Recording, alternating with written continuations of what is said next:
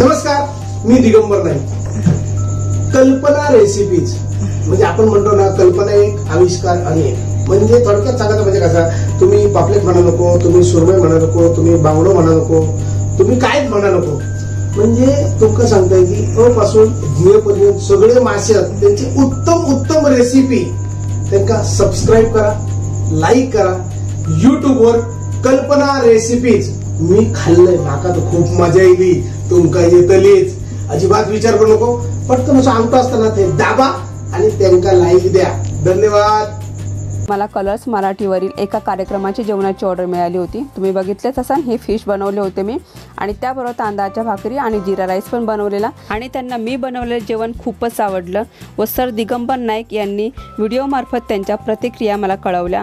म्हणून हे सर्व मला तुमच्यावर शेअर करायचं आहे आणि हे शेअर करताना मला खूप आनंद होतोय.